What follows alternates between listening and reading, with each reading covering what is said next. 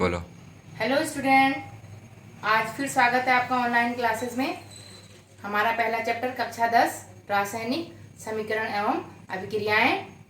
वैसे तो लगभग पूरा चैप्टर खत्म हो गया था, लेकिन उसमें एक दो टॉपिक जो कभी कभी बोर्ड परीक्षाओं में आ जाते हैं, कभी कभी के अक्सर आते ही हैं, परीक्षाओं में आते हैं, तो इसलिए उन टॉपिक को क्लियर करना जरूरी है। उसमें से पहला टॉपिक है कोरोजन, संक्षारण।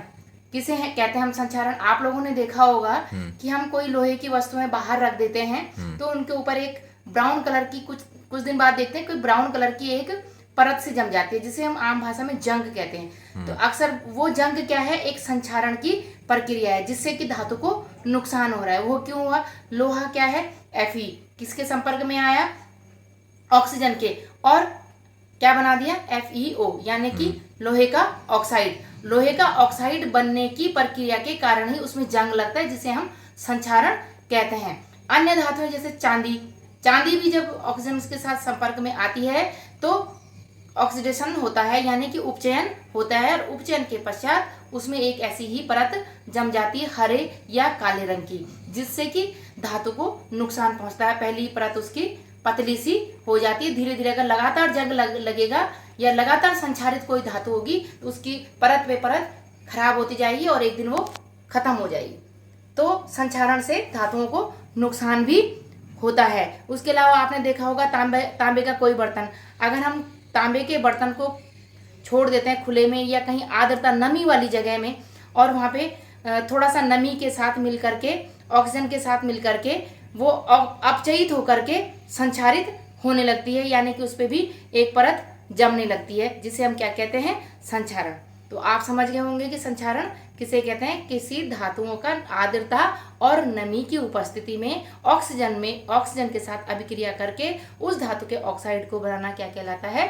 संक्षारण कहलाता है। इसी क्रम में दूसरा है विकृत गंधिता, रेंसिडिटी।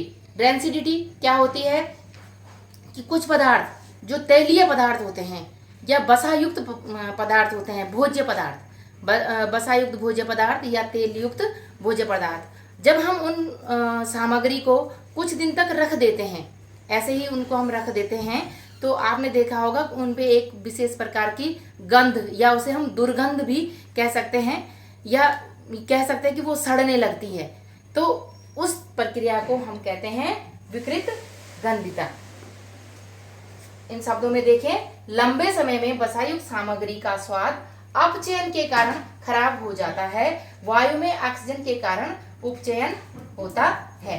बसायुक्त सामग्री के स्वाद का भी क्या होता है? उपचयन ही होता है, यानी कि जो उसमें उपस्थित बसा है वो किसके साथ? ऑक्सीजन के साथ अभिक्रिया करके ऑक्सीडेशन यानी कि उपचयन कर रहे हैं, जिसके कारण एक विशेष प्रकार की गंध उत्पन्न हो रही है, और वो खाना हम साधारण भाषा में कहते हैं कि सड़ गया, खराब हो गया। तो वो क्या है? विकृत गंधिता। आपने देखा होगा कि हम बाजार में चिप्स के पैकेट लेते हैं, तो चिप्स के पैकेट में चिप्स तो इतने होते हैं, लेकिन चिप्स का पैकेट फूला हुआ रहता है। तो वो अब आप सोचोगे कि चिप्स भी तो तला हुआ है, तो वो क्यों नहीं विकृत गंधिता हो गई, उसमें क्यों नहीं रेनोसिडिटी हुई? उसका कारण यह है कि उसमें से ऑक्सीजन को निकाल दिया गया है, और सबसे कम क्रियाशील गैस होती है नाइट्रोजन, और नाइट्रोजन को भर देते हैं। तो वो क्या होती है? ऑक्सीजन के संपर्क में नहीं आ पाता है। जब ऑक्सीजन के साथ संपर्क नहीं हो पाएगा तो वो उपचयन नहीं कर पाता, जिसके कारण वो सड़ता नहीं है। तो ये हो गया रेनोसिडिटी, यानी कि विकृत गंधिता। इसके साथ ही, इन दो टॉपिक के साथ ही ये चैप्टर खत्म होता है। आप इसके जितने भी क्वेश्चन आंसर है उनको कर लीजिए। Thank you.